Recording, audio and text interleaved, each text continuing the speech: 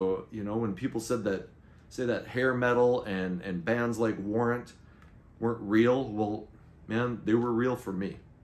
Which album is going to be the best Warrant album of the Jani Lane years? And the winner is...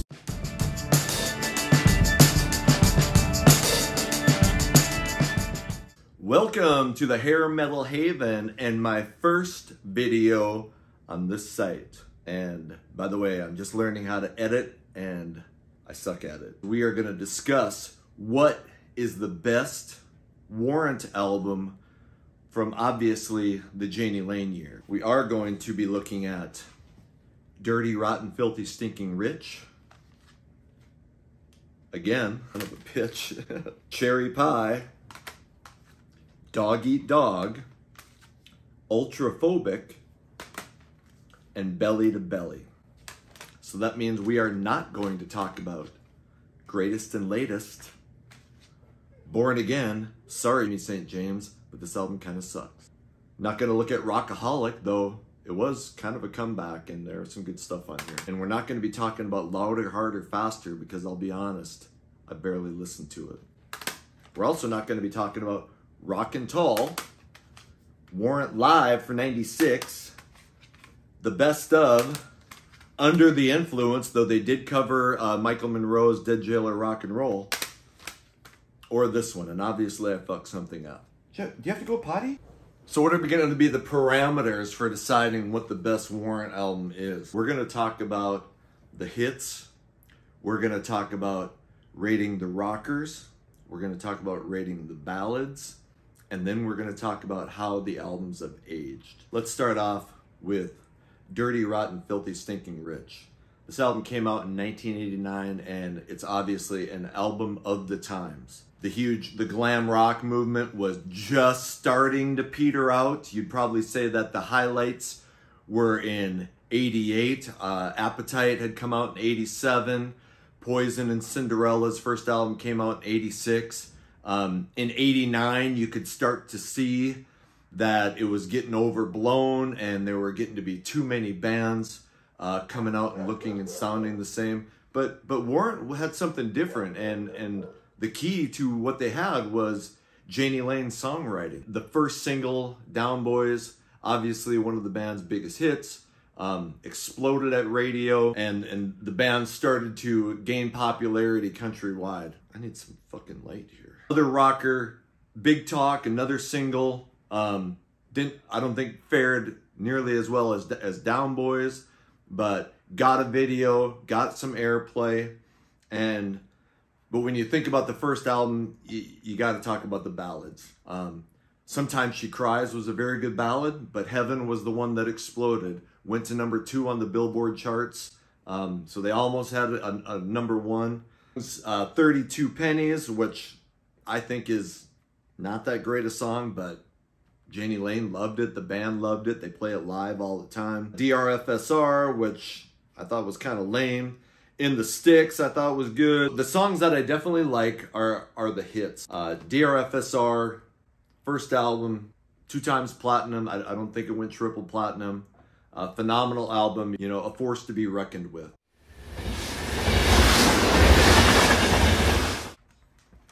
Up next, probably the big album, even though the biggest hit was on DRFSR, Cherry Pie, and the song and the video helped Warrant become probably one of the biggest bands in America. I think it debuted at number 10 on the Billboard charts. The tour was huge. If anyone remembers the 1991, the pay-per-view with Trickster and Firehouse, watch that show. It's on YouTube, and you can see why a lot of people, myself included, think that Jani Lane was one of the best frontmans, not just of that genre, but of all time. He never misses a note on vocals, hits everything, and he's just fun, like in the way he interacts with the crowd. But you can also see that the cracks were starting to show with how much he would drink on stage. And I've seen Warrant live with Lane probably around 31 times, and I saw the best and I saw the worst with the alcohol. Song-wise, I probably don't care if I ever hear it again, but obviously Cherry Pie with the Bobby Brown video, huge song. And most people know this story, but the album was actually supposed to be named Uncle Tom's Cabin.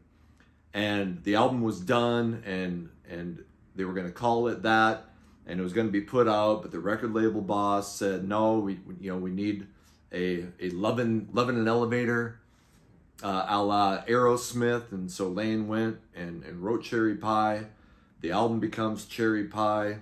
The single's Cherry Pie. He's the Cherry Pie guy. I'm quoting him. So even without Cherry Pie, the album would have been phenomenal, would have been a major hit. And, you know, who knows if that would have changed the course of Lane's life. But you could tell later on, there's a video on YouTube where he's talking about, you know, he's obviously wasted, and he's saying that he could shoot himself in the head for writing that song. I don't know that his life changes if he doesn't write Cherry Pie, but I know he still would have had a musical legacy, and maybe it would have been better without Cherry Pie. Anyway, Uncle Tom's Cabin, amazing song, amazing lyrics, huge video on MTV. I thought that Uncle Tom's Cabin and I Saw Red would be enough to propel them forward for the next album when the grunge movement started. When Dog Eat Dog came out, obviously, you know, we'll talk about Dog Eat Dog here in a second. They started to wane, their popularity went down. I was hoping that those songs would keep them going through the... There's my dog, Charlie. Charlie, shut your pie hole. She's a good girl. I Saw Red, one of my favorite songs. Some of the best lyrics of any song, but especially for an 80s rock ballad. To me, it's up there with the best rock ballads of all time, with your Every Rose Has Its Thorn, your Don't Know What You Got Till It's Gone, your Ballad of Jane. You know, kind of a heartbreaking story, you know, about Jani walking in on his girlfriend with another guy, and put that to music. And who can't relate to having their heart broken like that? I know I can, and that's why I got the tattoo, and luckily I get to think about that girl every day for the rest of my life. Bed of Roses, phenomenal song. Sure Feels Good to Me, phenomenal song. Love in Stereo, I mean, who hasn't thought about having a threesome with 2 strippers in Texas, right? Blind Faith, amazing ballad. I remember when that came out, and the band were thinking that was going to be the hit. That was going to be the #1. But it wasn't. I don't think it got... I think it got into the top 40, but I think everyone was shocked that that song didn't do better. Song and Dance Man, phenomenal song. You're the Only Hell Your Mama Ever Raised, I think, is a great song. Mr. Rainmaker, maybe the most underrated track on the album. Awesome guitar intro, phenomenal lyrics. Train, I never quite got the need to include that cover. There could have been better covers. And Ode to Tipper Gore, which, if you like hearing people say the F word a lot and talk about sex they've gotten backstage, it's a hit. So phenomenal album. I remember the first time I heard I Saw Red, I just broke down in the car I was in with my buddy, because it was shortly after this relationship had ended that I ended up getting the tattoo over. But I remember reading an interview with Jani, probably in a Metal Edge or a Hit Parader, and he said that that was the best song he'd ever written, and I was so stoked to hear it. And when I heard it, you could feel that pain, and man, it just hit me. And you know, I was I was 19 years old when Cherry Pie came out, and you know, starting to party hard. And so who couldn't relate to having a good time and partying and chasing girls, and also who couldn't relate to having their heart broken? So, you know, when people say that hair metal and bands like Warrant weren't real, well, man, they were real for me. So, phenomenal album.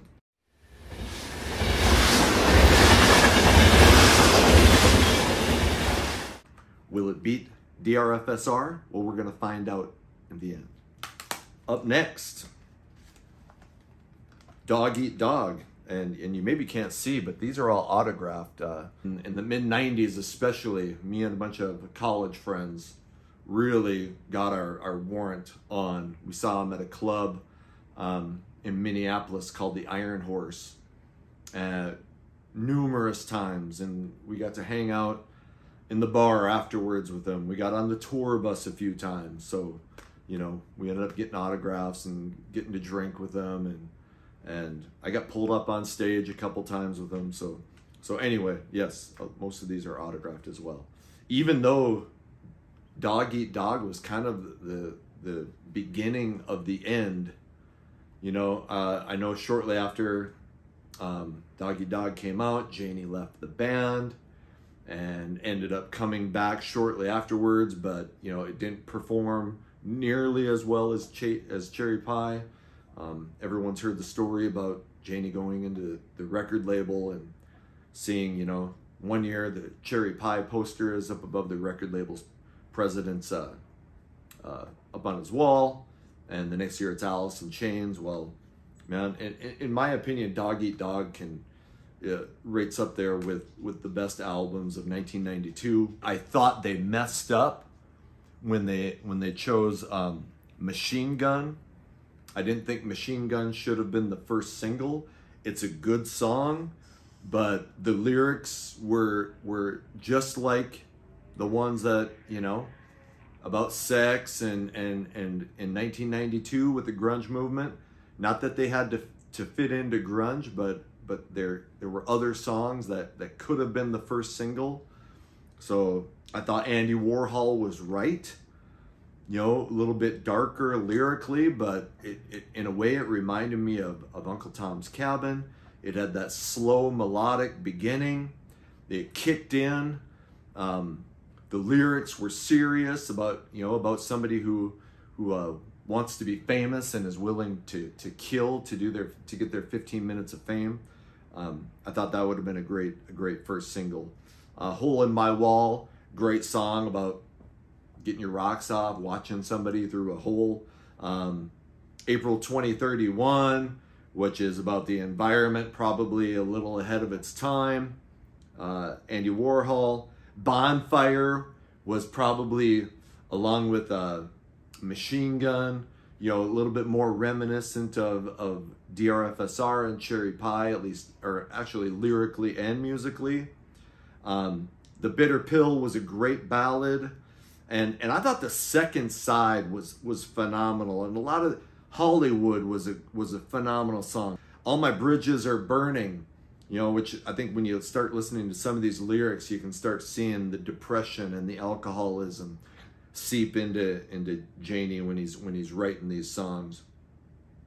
Quicksand was phenomenal. Let It Rain was a phenomenal ballad. Inside Out, which, man, on the Cherry Pie tour, they opened with that song. They opened with a song that hadn't been released, and it is so freaking phenomenal.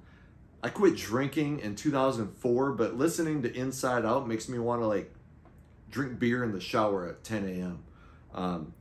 Heavy and phenomenal lyrics, and it's just full of angst and disgust and piss and vinegar and, you know, all the shit that makes a really good rock song. And then it finishes off with another great ballad, Sad Teresa. So, you know, when you grow older, like I started in 1992, I was 21. I was getting ready to drop out of college. Now I was partying too much. So, you know, I felt like I was aging along with the band, along with Jani Lane. And, you know, some of those more serious lyrics, I was starting to relate to that. I was starting to relate to, hey, shit's not going right, and I'm not fitting in, and, you know, what am I going to do with my life, and where am I going? So, you know, if there's a band that I aged with, it's Warrant. This is a phenomenal 3-album run, going from DRFSR to Cherry Pie to Dog Eat Dog.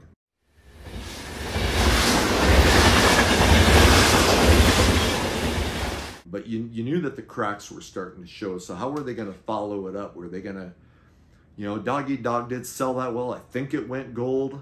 after both DRFSR and Cherry Pie going, you know, at least double platinum. Cherry Pie might have gone triple platinum. So, you know, Dog Eat Dog was darker. Were they gonna go more grunge, or were they gonna try to go back to the hair metal leanings? Well, we got our answer with Ultraphobic, and I think this album really kind of tears at Warrant fans, because to a lot of people it completely went grunge, and I absolutely see that.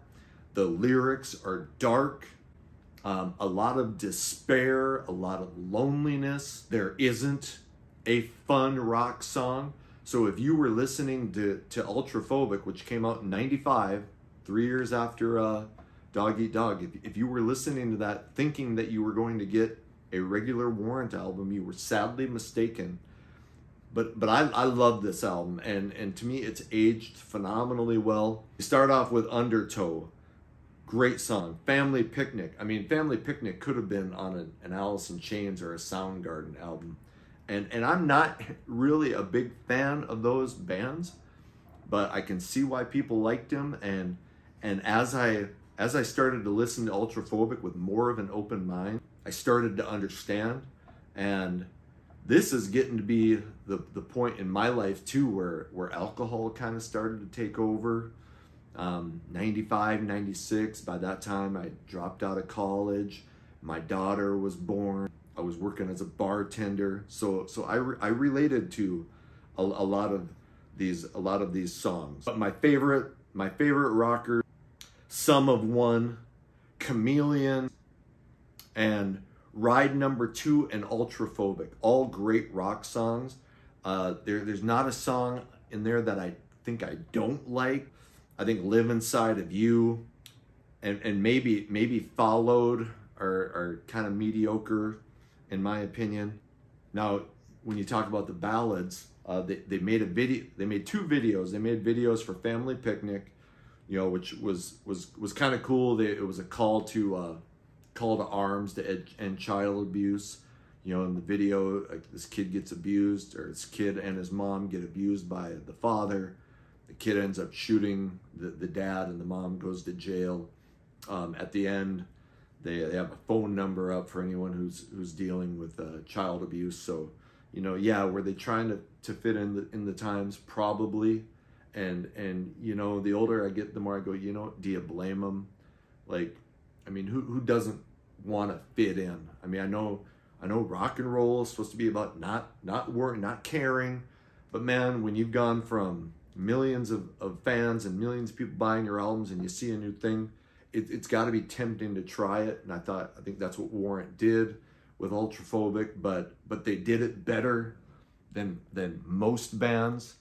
And I'm talking about Skid Row with Subhuman Race, which, you know, I just listened to that again today. Man, that album sucks. But I'll probably get into Skid Row with a later video, because I am a huge Skid Row fan. But Warrant did grunge better than anybody else did grunge, or at least up there with the best of them. So Stronger Now, another song that in an interview Jani said was the best song he'd ever written. The lyrics are phenomenal. And do I like Stronger Now? Yeah, I like Stronger Now as well. That tattoo got me on stage and in the tour bus many times. So, but phenomenal ballad, heartbreaking ballad, you know, about losing a girl in a relationship and getting over that, and feeling like, you know what, even though it was almost death going through it, that you came out better for it. But you know, so that was a single, and a lot of people talk about that song. But the other ballad, High, is easily one of my favorite Warrant songs of all time. If it had come out at any, you know, if it had been on Cherry Pie or DRFSR, I think would have been a major hit. The rockers are again dark, really dark. You know, they hit home, and I don't think he was, you know, people talk about honesty in rock, and I've read some people talk about the 90s albums of these bands. In fact, I just watched a YouTube video where somebody said, I don't think Jani Lane was telling the truth. in these darker songs. I mean, Jani Lane died at 47, drunk in a Los Angeles hotel room. His life was falling apart. Alcoholism, divorce, you know, DUIs. Yeah, he was telling the truth in these songs.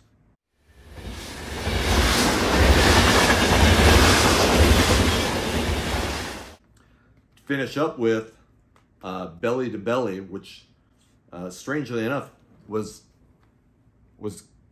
by the band Warrant 96, which, you know, I'm sure they were trying to update their sound, or, you know, update their image. You know, the front cover screams 90s grunge, a baby and a fetus in a woman's stomach, but it's all fiery.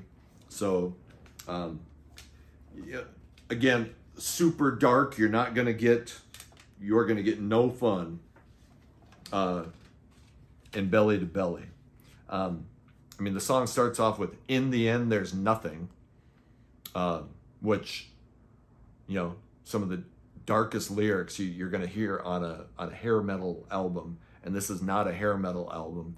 And the next song is "Feels Good," which maybe you're thinking, hey, yeah, you know, we're gonna pick it up, but the lyrics are about how it feels good feeling this bad. So you can really tell that things are going downhill in Jani's life. You know, he wrote all the songs, wrote all the lyrics. You know, you can feel a lot of despair. So I didn't really like "In the End, There's Nothing," but "Feels Good," even though it's really dark, it's got a really cool guitar riff and it's really catchy. You know, if a popular grunge band had put that out, it would have been a hit. Warrant put it out, so it didn't do shit. AYM, lyrically really cool. They played that one live all the time. They played "Feels Good."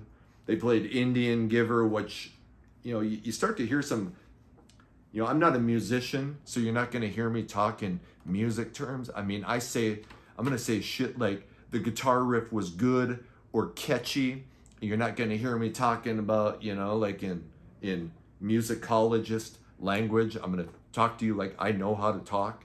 You hear the like Middle Eastern like down guitar stuff on a number of these songs.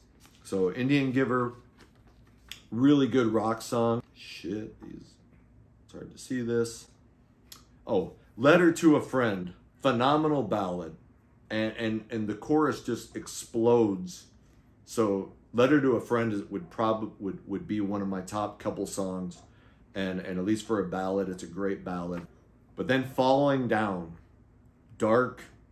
I'm not a fan of "Falling Down."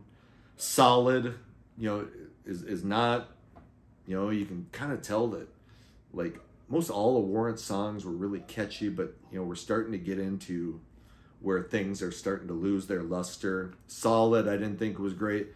"All for You," some of the lyrics almost kind of remind me of Bryan Adams, "Everything I Do," but not bad. "Coffee House," I mean, a title like that on a Warrant album that screams 90s grunge.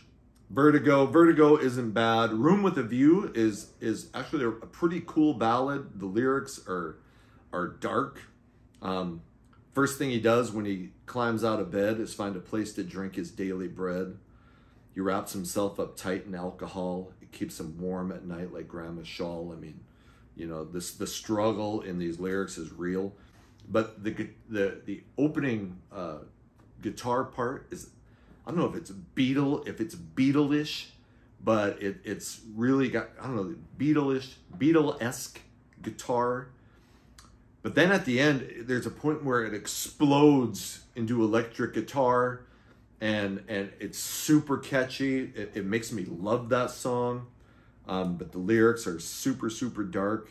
And then you get into the last couple songs, which I just don't think anything sticks with me. And these lyric sheets suck. So, this album is about half awesome and half filler.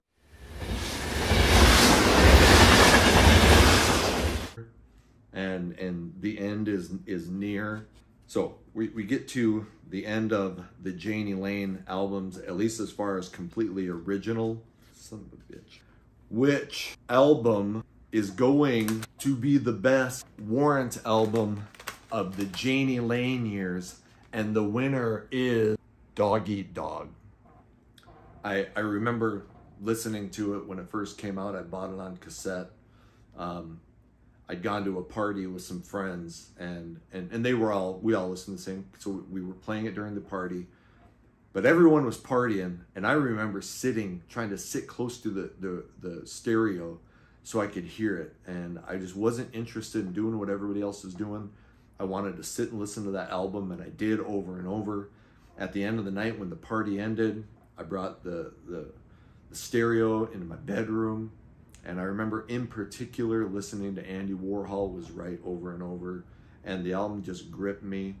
At that time, in 92, you still thought that, hey, Warrant and other, your Poisons, your Cinderellas could exist right along with your Nirvanas and your Alice in Chains and your Soundgardens. Obviously, that didn't turn out to be the case. I grew up with Warrant. I was ready for the lyrics to not be Cherry Pie and Lovin' Stereo. I was ready for something a little bit, darker, a little bit deeper. It didn't have to be, grunge-ish, but it just, something that meant a little bit more. And you got that with this album, and it was still super catchy. So the best album of the Jani Lane years is Warrant. But how are we gonna rate them? How am I going to rate them? I'm gonna rate them like this: number 1, number 2. Now I'm probably gonna throw you for a loop. Number 3, number 4, and number 5. So this is my first YouTube video on Hair Metal Haven. Thanks a lot for watching. I hope you made it to the end. Everybody always says, give this video a like and subscribe. Hey, if you liked it, great. If not, tell me what I can do better. I want to do more of this, as you can see behind me, and I'll show more. But my house is basically a classic rock museum. I live for music, and I love. If I'm not thinking about it, I'm reading about it, or I'm watching videos about it, and I feel like I've grown up with this genre, and I just want to share what I know and what I think with other people who maybe you've been looking for everything's on YouTube, but maybe you're looking for somebody who's going to talk about these bands that were so important to us. And I grew up with these bands, and I want to hear about them. So if you're like me, maybe you want to hear about them too. So thanks for watching.